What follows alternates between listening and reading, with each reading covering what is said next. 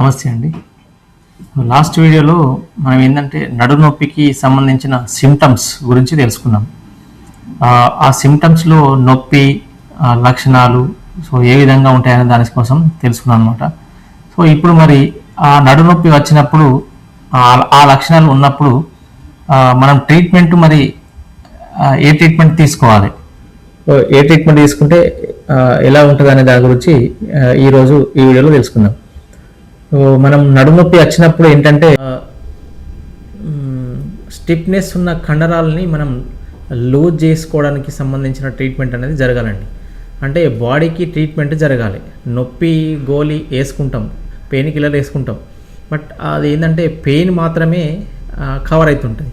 కానీ ఆ muscle stiffness అయిన వాటిని ఏదో రకంగా బాడీకి ట్రీట్మెంట్ చేయడం ద్వారా మనం ఆ సమస్య నుంచి ఈజీగా తగ్గించుకోవచ్చు. సో ఇప్పుడు అది ఎలా అంటే మనకు అక్యుపంక్చర్ ట్రీట్మెంట్ అండి. ఇది ఏంటంటే ట్రెడిషనల్ చైనీస్ మెడిసిన్ అంటుంది దీన్ని, TCM. సో ఈ అక్యుపంక్చర్ ట్రీట్మెంట్ ఏం చేస్తుందంటే మజిల్స్ని స్టిఫ్నెస్ని తీసేస్తుంది, ఆ పెయిన్ని తగ్గిస్తుంది, అదేవిధంగా బ్లడ్ సర్క్యులేషన్ పెరుగుతుంది. సో డిస్క్ కాంప్రెషన్ ఏవైతే ఉంటుందో వీటిని రిలీజ్ చేస్తుంది అనమాట. అంటే ఒత్తిడిని తగ్గించేస్తుంది. సో అదేవిధంగా దాంతోపాటు కప్పింగ్ థెరపీ అది కూడా ఏం చేస్తుందంటే మజిల్స్ని రిలాక్స్ చేస్తుంది. దాంతోపాటు బ్లడ్ సర్క్యులేషన్ని స్టిఫ్నెస్ పోయిందంటే బ్లడ్ సర్క్యులేషన్ అనేది పెరుగుతుంది.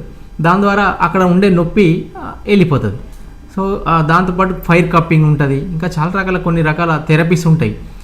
ఈ ట్రీట్మెంట్ తీసుకోవడం ద్వారా మనకు నొప్పి నుంచి ఈజీగా ఉపశమనం వచ్చేస్తుంది. సో ఈ ట్రీట్మెంట్ ఎన్ని రోజులు తీసుకోవాలి, ఏ ప్రాబ్లంకి ఎన్ని రోజులు తీసుకోవాలనేది కూడా కొంతమందికి డౌట్స్ అనేది ఉంటాయన్నమాట. సో మనం నడుము నొప్పి ఉండే తీవ్రతను బట్టి ఒక 15 నుంచి 20 సిట్టింగ్లు అనేది అప్రాక్సిమేట్లీ అవసరం అనేది ఉంటుందన్నమాట. సో అది అందరికీ సేమ్ ఉండదన్నమాట. ఎందుకంటే ఏ ప్రాబ్లం బట్టి, అంటే మనకు ఉండే నడుము నొప్పి తీవ్రతను బట్టి డయామీటర్ ఉందా, డిస్క్ బల్జ్ ఉందా, డిస్క్ హెర్నియేషన్ ఉందా, సయాటికా తీవ్రతరంగా ఉందా, సో డిస్క్ కాంప్రెషన్ ఎక్కువ ఉందా తక్కువ ఉందా అనే దానిపైన సిట్టింగ్స్ అనేది ఆధారపడి ఉంటుంది. కానీ బేసిక్ సిట్టింగ్స్ ఏంటంటే ఖచ్చితంగా దానికి ట్రీట్మెంట్ అనేది రెగ్యులర్గా తీసుకుంటేనే రిజల్ట్ అనేది ఎక్కువ వస్తుంది.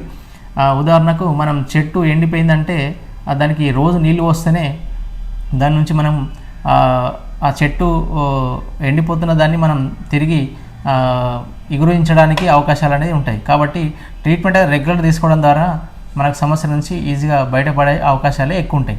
సో ఈ ట్రీట్మెంట్ ఏంటంటే మీకు కంప్లీట్గా నేచురల్ హీలింగ్ అనేది జరుగుతుంది. దాంతోపాటు మీకు సైడ్ ఎఫెక్ట్ ఉండదు, సర్జరీ అనేది ఉండదు.